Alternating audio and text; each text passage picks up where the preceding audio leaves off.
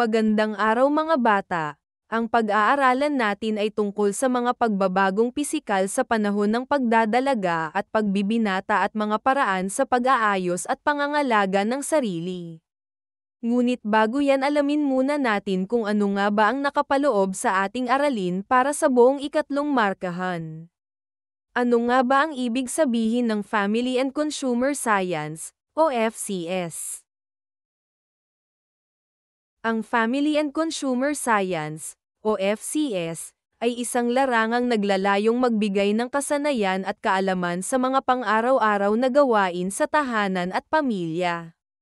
Ito ay naglalayong turuan ukol sa pagluluto, pagsasaayos ng tahanan, pagpaplano ng budget, pag-aalaga ng kalusugan, at iba pang kasanayan na mahalaga para sa pang-araw-araw na pamumuhay. Sa pamamagitan ng Family and Consumer Science, ikaw ay natututong maging epektibong miyembro ng kanilang pamilya at lipunan sa pamamagitan ng pag-unlad ng kanilang mga kasanayan sa pamumuhay. Pagkatapos ng aralin na ito, ikaw ay inaasahang, una, nakatatalakay ng mga pagbabagong pisikal sa babae at lalaki sa panahon ng puberty. Ikalawa, nakatutukoy ng kahalagahan ng pag-aayos at pangangalaga sa sarili. Ikatlo, nakapapaliwanag ng mga kahalagahan ng pagpapanatili ng kalinisan at kayuhan sa sarili at panghuli, nakatatalakay ng mga pagbabagong pisikal sa babae at lalaki sa panahon ng puberty. Mga layuning pampagkatuto. Una, natutukoy ang mga pagbabagong pisikal sa sarili. Ikalawa, na ipaliliwanag ang mga kagamitan at consumables at gamit nito sa pangangalaga sa sarili at ikatlo, na isasagawa ang mga paraan sa pagsasaayos at pangangalaga sa sarili. Talakayin natin ang mga pagbabagong pisikal sa panahon ng pagdadalaga at pagbibinata. Sa panahon ng pagbibinata, ang mga batang tulad mo ay sumasailalim sa malalaking pagbabagong pisikal, psikolohikal, at emosyonal, na nagtatakda ng simula ng pagiging adult. Ang paglaki sa katawan, pagbabago sa mga sexual organs, pagbabago sa kaisipan, at panlipunan at emosyonal na mga pagbabago ay nagaganap.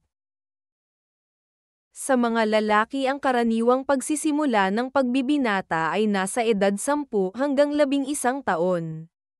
Para sa mga babae naman, nagsisimula ang pagdadalaga sa edad na 11 hanggang 12 taon. Gayunpaman, maaari itong umabot mula 8 hanggang 13 taon para sa mga babae at 9 hanggang 14 na taon para sa mga lalaki. Maaaring tumagal ang pagbibinata ng hanggang 5 taon, bagaman hindi tiyak ang eksaktong simula nito. Sino sa inyong mga bata ang nasa ganitong edad na? Ang ilan sa palatandaan ng pagbabagong pisikal sa mga babae ay ang pagsisimula ng paglaki ng dibdib at ang menarche sa mas maagang panahon. Ang pagbibinata ay maaaring magsimula ng maaga o huli. Wala namang maliwanag na tanda ang mga lalaki, kaya mahirap sabihin kung sila ay lumalaki ng mas maaga. Puberty o adolescent stage, ang yugto ng buhay ng isang nagdadalaga at nagbibinata sa gulang na 10 hanggang 16. Menarche, ito ay isang salitang medikal na tumutukoy sa unang buwan ng daloy o unang regla ng isang babae. Ito rin ay isang pangunahing palatandaan na ang isang batang babae ay nasa yugto na ng pagdadalaga, puberty, at nagiging ganap na may kakayahang mag-reproduce o magbuntis. Narito ang ilan sa mga palatandaan ng mga pagbabagong pisikal sa babae. Mga pagbabagong pisikal sa babae. Una ay ang paglaki ng dibdib. Pangalawa, kapansin-pansin ang biglaang pagtangkad. Pangatlo, pagbabago ng hugis ng katawan, katulad ng paglapad ng balakang. Pang-apat, pagkakaroon ng buhok sa kilikili. At panghuli, pagsisimulang magkaroon ng period o buwan ng daloy o regla. Mga pagbabagong pisikal sa lalaki. Mga pagbabagong pisikal sa lalaki. Una ay ang pagkakaroon ng buhok sa iba't ibang parte ng katawan. Pangalawa, pagdami at pagkapal ng balahibo sa kilikili. Pangatlo, paglaki ng katawan, paglapad ng dibdib at balikat. At panghuli, pagbabago at paglalalim ng boses. Dahil sa mga pagbabagong pisikal sa ating katawan, marapat lamang na alam natin ang mga kagamitan sa pangangalaga sa ating mga sarili. Kagamitan ang tawag sa mga bagay o kasangkapan na ginagamit upang magawa ang tiyak na gawain o aktibidad na makatutulong sa pangangalaga sa sarili. Halimbawa ay ang toothbrush, suklay, at tuwalya. Sipilyo. Ginagamit ito upang tanggalin ang mga pagkaing dumikit o sumingit sa pagitan ng mga ngipin.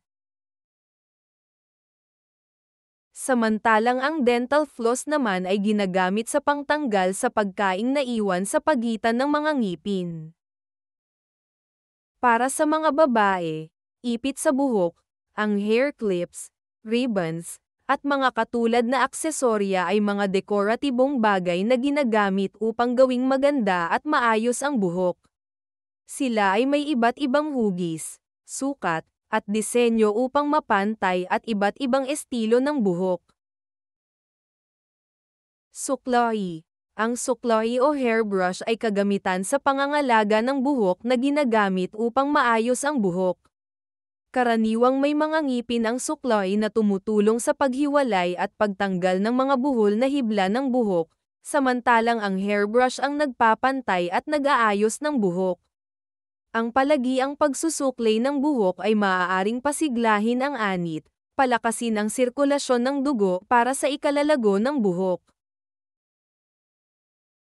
Ang nail cutter, kilala rin bilang nail clippers o nail trimmers, ay isang kasangkapan sa pangangalaga ng katawan na disenyo para sa pagputol at pag-aayos ng kuko sa mga daliri at paa. Karaniwan itong binubuo ng dalawang talam na pinagsama-sama sa isang pivot point na may mga hawakan para ito ay madaling gamitin. Tuwalya, ginagamit itong pantuyo ng katawan pagkatapos maligo. Mga consumables sa pangangalaga sa sarili. Ang consumables ay tumutukoy sa mga bagay na nauubos o napupuno habang ginagawa ang proseso ng pangangalaga sa sarili. Halimbawa, shampoo, toothpaste, at bath soap. Sabong pampaligo, inaalis nito ang dumi at libag sa katawan. Nagbibigay din ito ng mabango at malinis na amoy sa katawan. Banlo ang mabuti bago ilagay sa habanera. Tiyaking ito ay tuyo bago itago. Mas maganda kung ang habanera ay may takip upang kahit papaano maiiwasan na ito ay gapangan ng ipis. Shampoo. Inaalis nito ang mga nakakapit na dumi at alikabok sa ating buhok. Nagbibigay din ito ng kaaya-ayang amoy at kinang sa buhok.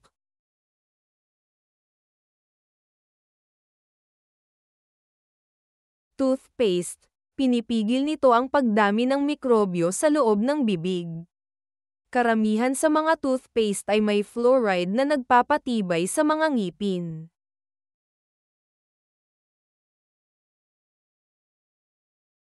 Mouthwash. Tumutulong ito sa pagpuksa ng microbiang namamahay sa loob ng bibig na nagiging sanhi ng di kanais-nais na amoy ng hininga. Pinananatili rin nito ang mabangong hininga. Cologne. Ito ay isang uri ng pabango na karaniwang ginagamit bilang pabango ng mga kalalakihan at kababaihan. Ito ay isang mabangong likido na binubuo ng alcohol at iba't ibang essential oils o aromatic compounds. Ang cologne ay nagpapasaya ng mood at nagbibigay ng kumpiyansa sa sarili. Gayun din, ito ay nakapagpaparelax at nakaalis ng stress. Cotton buds o cotton swab. Ito ay mga maliliit na piraso ng bulak na nakabalot sa magkabilang dulo ng isang stick. Ito ay ginagamit sa paglilinis ng tainga at pag-aalis ng maliit na detalye sa balat. Samantalang ang cotton balls naman ay malambot na maliit na bola ng bulak na karaniwang ginagamit sa paglilinis ng mukha, balat, at iba pang bahagi ng katawan. Ang paggamit ng mga ito ay nangangailangan ng ibayong pag-iingat at patnubay ng mga nakatatanda upang maiwasan ang anumang pinsala o impeksyon. Isa pa sa mga consumables na ginagamit sa ating katawan ay ang hair gel o wax. Ito ay mga produkto na pampaganda na ginagamit upang ayusin at panatilihin nasa tamang lugar ang buhok. Karaniwang mukhang basa ang buhok na may hair gel at nagbibigay ito ng matinding hawak, habang ang hair wax ay nagbibigay ng mas natural na anyo na may flexible na hawak. Pareho silang inilalagas sa buhok upang makamit ang iba't ibang mga estilo sa buhok. Deodorant at antiperspirant. Ito ay isang produktong karaniwang inilalagay sa kilikili na tumutulong sa pagtakip o pagpigil ng amoy ng katawan. Ito ay may iba't ibang anyo tulad ng stick, roll-on, spray, at cream. Ang deodorant ay gumagana sa pamamagitan ng pagpigil sa paglaki ng mga bakterya na sanhi ng hindi kanais-nais na mga amoy. Ang mga antiperspirants at deodorants ay tumutugon sa amoy ng katawan. Ang mga aromatic deodorant ay nagtatago ng amoy ng katawan, samantalang ang antiperspirant ay humaharang ng mga pore upang mapigilan ang pawis. Mayroon itong iba-ibang uri tulad ng stick, roll-on, gel, spray, at cream. Menstrual pad. Ito ay isang mahalagang bagay para sa kababaihan sa panahon ng menstruation period. Ito ay nagsisilbing proteksyon para mapanatili ang kalinisan ng katawan, komportableng pagkilos, at pag-iwas ng impeksyon sa reproductive system ng isang babae. At panghuling consumables na produktong ginagamit sa ating katawan ay ang pulbos. Ito ay isang manipis na substansya na kadalasang ginagamit upang mag-absorb ng kahalumigmigan at magbigay ng magaan at tuyong pakiramdam sa balat. Maaari itong magkaroon ng iba't ibang anyo, tulad ng talcum powder para sa mga matatanda o baby powder para sa mga sanggol, at edad na tulad mo na karaniwang inilalagay sa balat sa kabuuan. Ang pulbos ay isang mabisang produktong ginagamit sa mga rat-inang pangangalaga sa sarili na nakakatulong sa pagpapanatili ng kalusugan at kaginhawaan ng balat. Ang pag-aayos ng sarili ay mahalaga sa personal na hitsura sapagkat ito ay nagpapakita ng respeto sa sarili. Bukod dito, ito ay nakakakuha ng respeto mula sa mga kaibigan at iba pang nakakasalamuha. Ang pangangalaga sa sarili at pagpapanatili ng kalinisan ay nakadaragdag ng tiwala sa sarili, nag-iingat sa personal na kalusugan at nagbibigay ng magandang impresyon na nagdudulot ng positibong interaksyon. Mga pamamaraan sa pagsasaayos at pangangalaga sa sarili.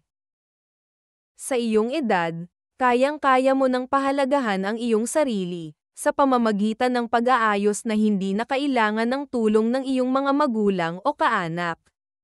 Upang matiyak ang optimal na kalusugan at kalinisan, mahalaga ang pagsunod sa mga regular na gawain tulad ng paliligo, paghihilamos upang makaiwas sa pagtubo o pagdami ng acne, pagsusuklay ng buhok, pagsisipilyo at pangangalaga sa mga kuko.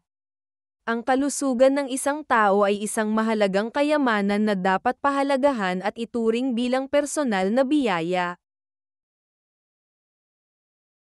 Bukod sa pag-aayos ng sarili, mahalaga din na pagtuunan mo ng pansin ang wastong pangangalaga sa sarili. Makatutulong ito upang mapanatiling malusog ang iyong pangangatawan at pag-iisip. Ilan sa mga wastong pamamaraan sa pangangalaga sa sarili ay ang pagkain ng masusustansyang pagkain, pag-inom ng sapat batay sa pangangailangan ng iyong edad, at pagtulog ng sapat na oras. Ang pag-unlad ng iyong kalusugan ay nakasalalay sa mga pamamaraang nabanggit. Ang isang batang katulad mo ay dapat magkaroon ng kaalaman tungkol sa mahalagang sustansya ng pagkain.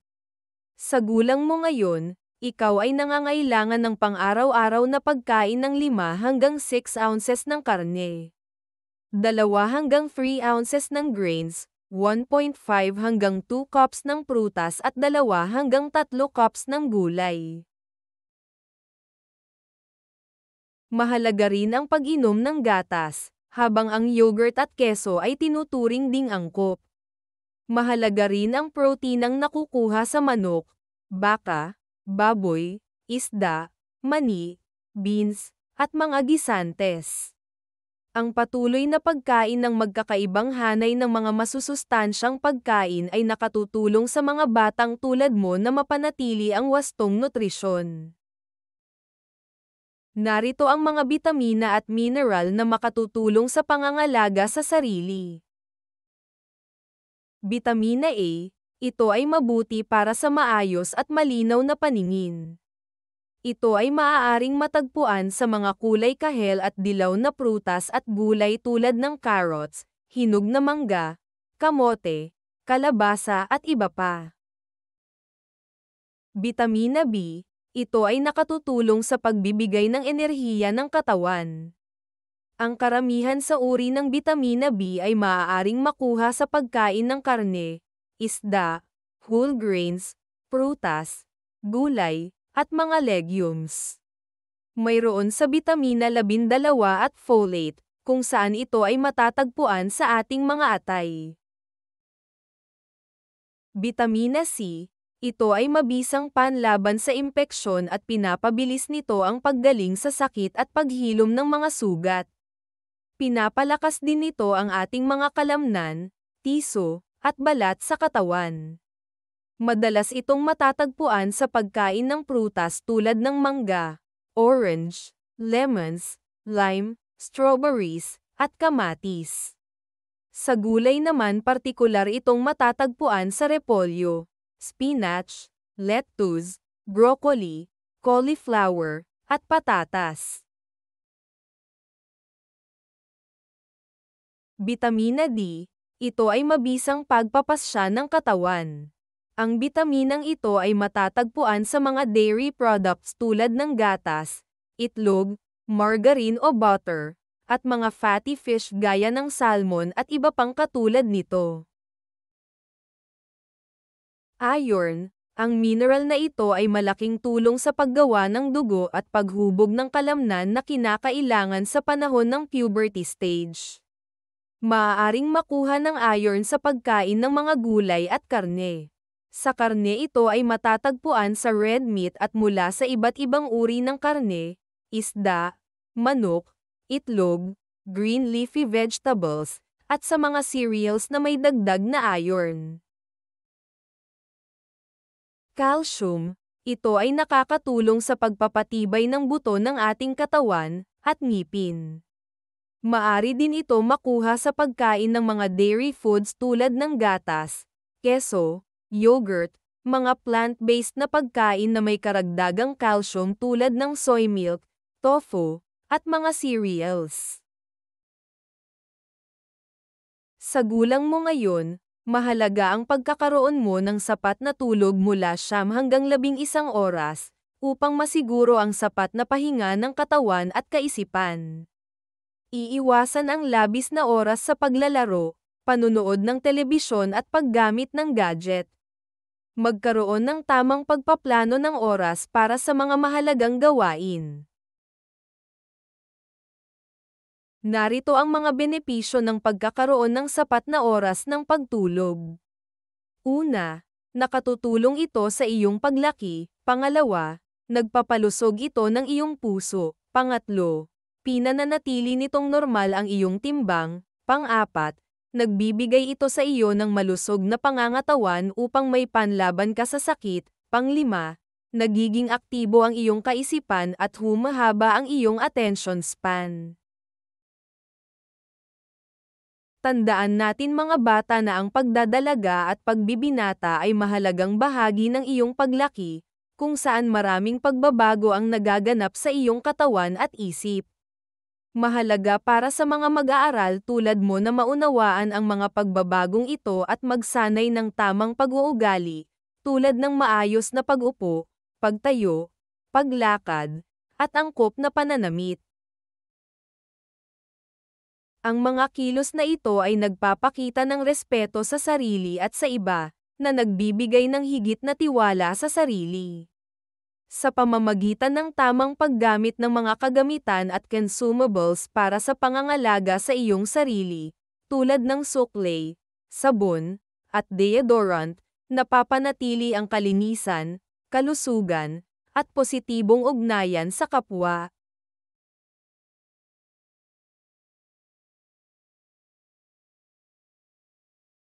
Sagutan natin ang unang gawain. Basahin ang mga tanong at isulat ang sagot sa iyong sagutang papel.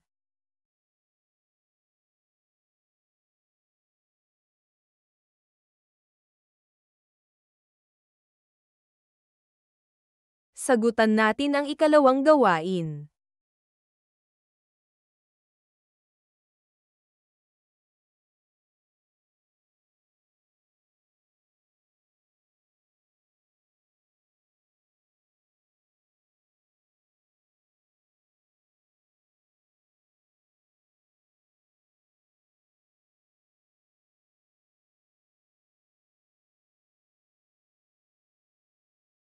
Sagutan sa isang buong papel ang ating pagsusulit.